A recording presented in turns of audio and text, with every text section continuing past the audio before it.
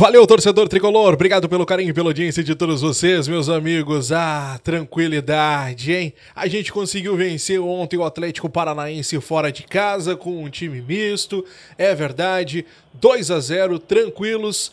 E vamos lá, a esperança de ter um reserva para nossa meia, que olha, um cara que chegou com toda a personalidade do mundo. Um cara que estreou deixando aquele gostinho de quero mais, aquela coisa de eu quero ver esse cara mais vezes em campo. Será que ele não poderia ser titular também ao lado do Cristaldo? Eu vi muito essa pergunta do torcedor aqui nas nossas lives. O fato é que o Grêmio venceu, continua fora da zona de rebaixamento. É verdade que ainda tem um alerta muito grande por conta da pontuação, mas nós seguimos na nossa caminhada aí de recuperação no campeonato e na nossa temporada. Tem um detalhe, um ingrediente um pouco melhor nessa história toda também. Vamos lá, né? Ultrapassamos o nosso rival. Mas vamos pensar agora na Copa do Brasil. Afinal de contas, na próxima quarta-feira, o Grêmio decide as oitavas da competição em um jogo lá no Couto Pereira, em Curitiba. Para isso, o técnico Renato Portaluppi, a partir dessa segunda-feira, começa a definir a equipe que enfrenta o Corinthians lá na quarta-feira. Para esse jogo, temos a volta de Diego Costa. É verdade, ainda não para ser o titular, mas o jogador deve ganhar alguns minutos sim nesta partida no segundo tempo. Outro jogador que ainda é dúvida para este confronto, mas que chegou hoje pela manhã no Paraná, é Rodrigo Caio. O jogador vinha se recuperando de dores musculares, como o próprio Renato confirmou ontem na coletiva, e agora fica à disposição para os treinamentos. Um confronto importante que decide a próxima fase da competição e que já tem inclusive a arbitragem definida. A CBF hoje pela manhã confirmou o Bruno Arleu de Araújo, do Rio de Janeiro, para o comando dessa partida.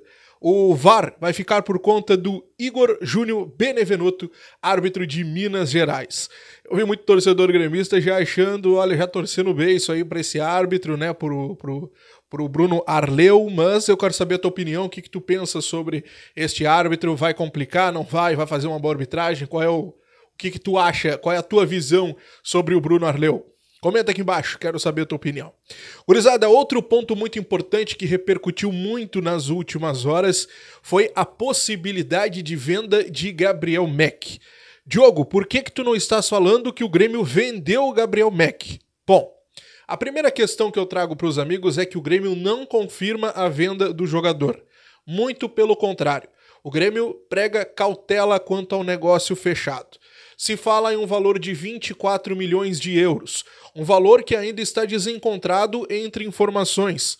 E eu trago aqui para os senhores o seguinte: o colega da Rádio Imortal, o César Fabres, ele traz um valor de 24 milhões de euros, onde 11 milhões seriam fixos e o resto seriam em variáveis que o Grêmio receberia conforme o Gabriel Mack fosse atingindo tanto metas no Grêmio até o final, até 2026, tanto depois quando ele já estivesse no Chelsea. O colega Caliel Dornelles tem outra informação, também de 24 milhões de euros no valor total, é verdade, mas que o Grêmio teria um valor menor fixo, seriam de 8 milhões de euros fixos, mais 16 milhões de variáveis. 8 milhões que o Mack deveria atingir enquanto estivesse aqui no Grêmio até 2026 e os outros 8 milhões seriam lá quando ele já estivesse no Chelsea lá na Inglaterra. O ponto principal dessa história toda que eu trago para os amigos é um valor muito baixo. Seja 11 milhões ou seja 8 milhões, na minha opinião, é um valor muito baixo para a venda de um jogador que ainda está nas categorias de base, que tem muitos clubes interessados, um jogador que vem sendo assediado por diversas equipes do futebol europeu e que sequer estreou pelo profissional do Grêmio. Para nós colocarmos na ponta da caneta, o Chelsea oferece ao Grêmio, segundo a informação do colega Caliel Dornelles, 8 milhões para que ele jogue aqui no Tricolor. São 8 milhões, para quem não sabe ainda, ele vai ficar aqui até completar 18 anos, lá em abril de 2026. Então ele teria mais 1 ano e meio ainda pela frente, vamos colocar 1 ano e meio, mas dá mais um pouquinho, porque ainda até o resto dessa temporada ele vai fazer preparação, reforço muscular e tudo mais, para que no ano que vem ele já possa estar junto na equipe profissional. Mas o Chelsea oferece 8 milhões só para que ele atinja metas aqui, seja fazendo gols, seja estando na equipe titular, seja estando na equipe principal, seja de qualquer outra forma. Mas são 8 milhões aqui e 8 milhões lá. Outro ponto importante, se o Grêmio conseguir colocar os 8 milhões, fazendo com que o Renato escale o guri, beleza. Mas se o Renato não escalar e se o guri daqui a pouco não consegue vingar aqui, o Grêmio não recebe esses 8 milhões. Isso são variáveis. Outro ponto importante, os outros 8 milhões que o Chelsea se propõe a pagar quando ele já estiver lá, o próprio clube é quem vai dominar. Daqui a pouco não colocando o guri quando for próximo de fechar o X de partidas, ou daqui a pouco evitando que ele bata um pênalti, ou daqui a pouco evitando que ele jogue uma partida que ele possa completar aquele número X de jogos que o Grêmio teria direito ao dinheiro. Ou seja, é um valor muito pequeno e outros variáveis que tantas coisas podem acontecer e que o Grêmio pode acabar ficando sem esses valores. Eu, sinceramente, se confirmando esta negociação, e ao que parece vai acabar se confirmando, mas como a gente não tem ainda, eu não tenho ainda a certeza, e muitos colegas ainda não tiveram a certeza, eu acho um negócio muito ruim. Muito ruim. Quero saber a tua opinião sobre isso. Por favor, comente aqui embaixo.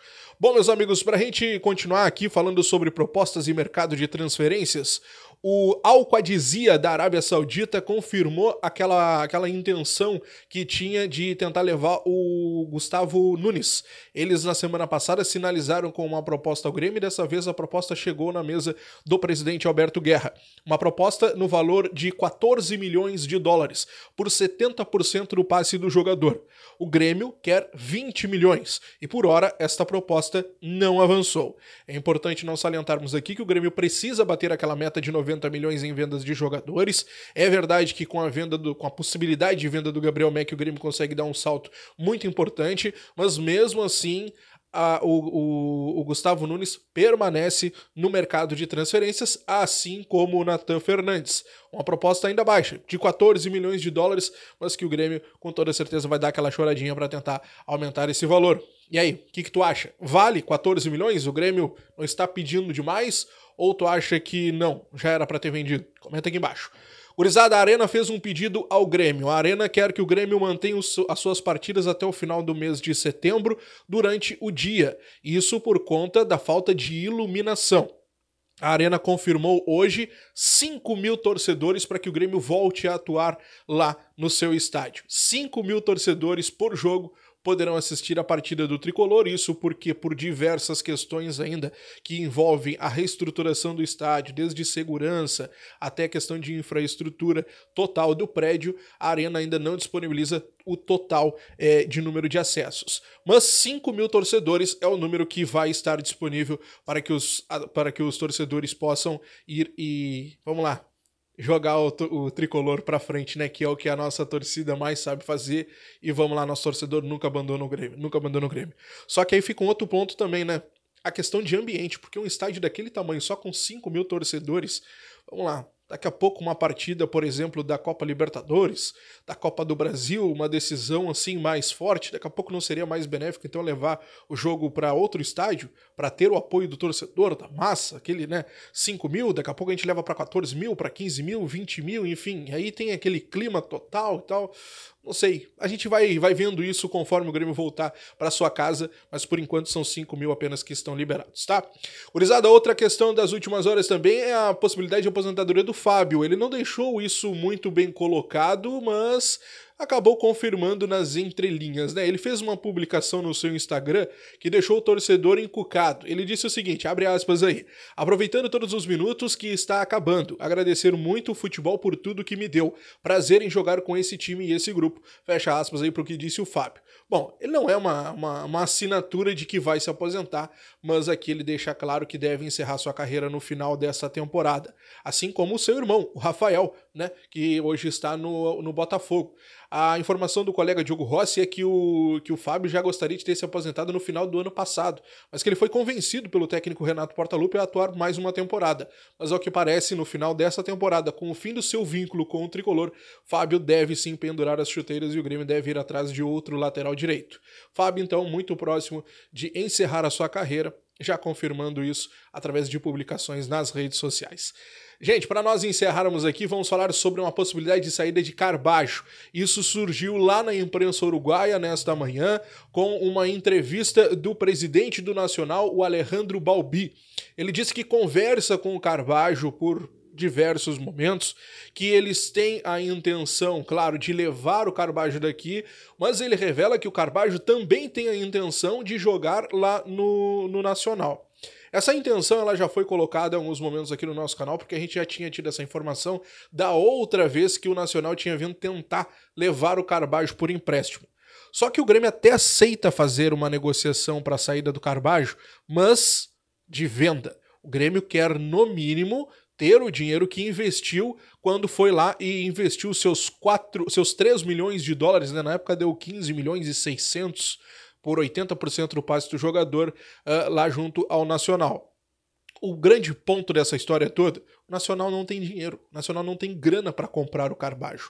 E muito por conta disso, essa negociação não deve avançar. Eles tentaram levar por empréstimo, mas por empréstimo o Grêmio não cede. Chega aqui, compra, leva. Se não, muito obrigado. Até a próxima, quem sabe. Até porque o Grêmio não acha que o Carbajo é aquele cara inegociável. Muito pelo contrário, é um jogador que o Grêmio acredita que veio, que foi feito um investimento forte, mas que infelizmente nunca deu um retorno esperado. Então o Carbajo está sim no mercado, está sim à disposição, mas para isso o Grêmio quer, no mínimo, ter de volta o valor que investiu. E ao que parece, o Nacional não tem essa grana e por conta disso o Carbajo deve seguir no tricolor.